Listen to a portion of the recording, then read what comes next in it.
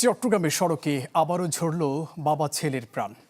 এবার কর্ণফুলীর শাহ আমানত সেতু এলাকায় মিনি ট্রাকের ধাক্কায় প্রাণ গেছে স্কুল শিক্ষক ও তার বাবার। সকাল 8:30টার দিকে ঘটে মর্মান্তিক এই প্রাণহানি।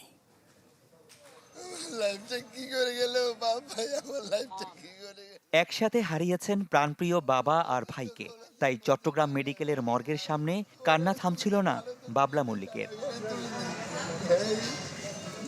তার বাবা দুর্গাপদ মল্লিক ও বড় ভাই বিধান মল্লিক প্রাণ হারান মঙ্গলবার সকালে। দুজনের নিথর দেহ দেখে বাত মানছিল না আহাজারির।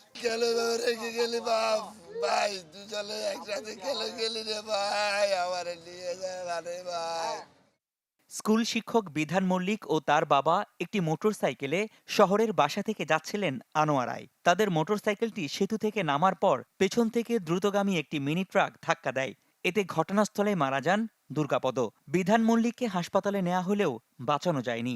সকালবেলা বাড়িতে যাচ্ছিল বাবার ছেলে মোটরসাইকেল নিয়ে, নতুন ব্রিজ পার হয়ে পিক আপ ভ্যান আছে না ছোট, ওইটা একটা প্রথম হাইসকে মারছে, হাইটটা কোনো রকম কাটছে, এটা গিয়ে মোটরসাইকেলকে এমনভাবে ফিসছে সামনে ঢুকাই পিছনে বের করে ফেলছে। দেখছি যে এই পিক আপটা মারছে, এই পিক আপটা অনেক ফিসে আমাদের অটোর গাড়িটা কেটে ফেলছে বানতেছে না, মোটরসাইকেলটা স্লো করছে, একটা হাইসে ইয়ার আগে স্লো করছে। যখন পিক আপটা মোটরসাইকেলে দিচ্ছে মারি, যখন মারছে খাইছে, ধাক্কা খাইছে, ধাক্কার পরে খাইছে একটা নষ্ট হয়েছে, আবার পিক আপটাও নষ্ট হয়েছে, আবার পিক আপের জন্য ওনার বাকি তলে ঢুকে গেছে।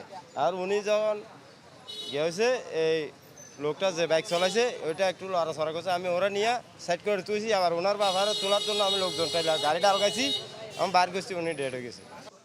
বিধান দৌলতপুর স্কুলের শিক্ষক, তার বাড়ি আনোয়ারা সিংহরা এলাকায় হলেও থাকেন নগরীর পাথরঘাটায়। মিনি ট্রাকটি আটক হলেও পালিয়েছে চালক। এর আগে সোমবার ফটিকছড়িতে একইভাবে মোটরসাইকেলে যাবার সময় বাস চাপায় মারা যান পিতা পুত্র। রনি দত্ত, চ্যানেল 24, চট্টগ্রাম।